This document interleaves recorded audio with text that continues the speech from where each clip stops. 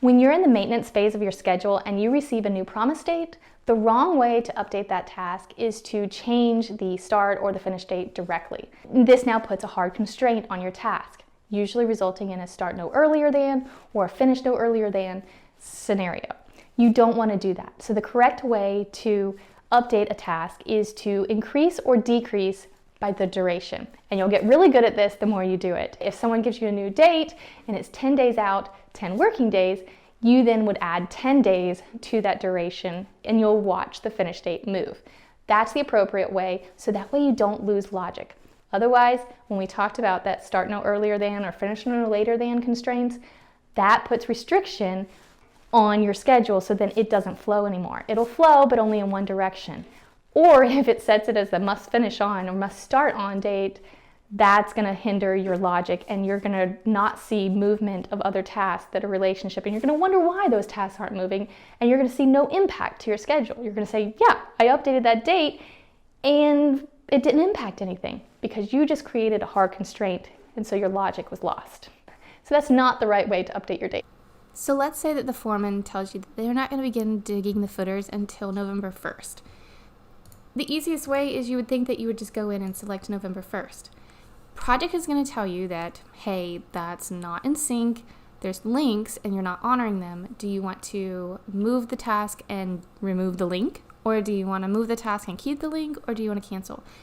In this scenario, I'm going to just say, yes, move it, but also keep the link. I want to honor the link, but just show that, yeah, I'm manipulating it beyond what it's supposed to be doing. I'm going to say, okay. This shows you that it now put it as starting November 1st, but look at the constraint type. It just said now it's start no earlier than. So you're not going to be able to pull that task in. What if the house pad does finish on time? Then it does not explain why there's a gap between what are you doing between the house pad and digging the footers. This is where I say put in as much detail as you can. Explain what that gap is. Don't just manipulate the date and not explain, because you want this to be a tool that tells you what happened and the reasons why behind everything. So I'm going to undo that. And if it really is that, okay, ask the question to the foreman, why are you not starting the footers until November 1st? And if he says, hey, the house pad's taking longer, we had a delay in it and getting the dirt and personnel problems, then you would change the dates. Now, in the scenario earlier, I said, okay, yeah, if we change the date by this to say it's not going to finish until October 27th, it creates that constraint of finish no earlier than. But if you look at it, it also changed the start date because I had no percentage saying we're done, so it changed. Well, that's not the case either because we did start. So before you change that date, you've got to make sure that you at least put some percentage.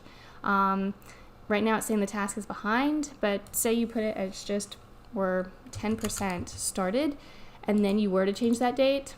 Again, I'm just showing a scenario. It keeps it.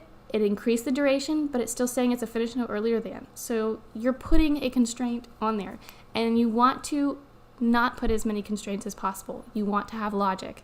So again, the best way to do this is to increase your duration, and it keeps that as soon as possible. Now you can see I have digging footers is starting on October 30th. That's a little bit closer. I'm going to add 2 more days, and now it matches what the foreman told me was that digging the footers won't start until November 1st. And there is still logic in my schedule. So this is the correct way to update the dates, is look at your duration, and if they're telling you that a finish date is moved in or out, update by the duration. If they're telling you a start date is moving in or out, question the why and dictate it. So what if it wasn't because of the house pad taking longer and the digging? Maybe there was some paperwork or something else that had to be done. Then you would just add a task in between those to define what that gap is. Instead of just seeing a gap on your schedule, define what that is so that way you have logic kept. Hope this helps you for today. Now go out there and flowcast those projects.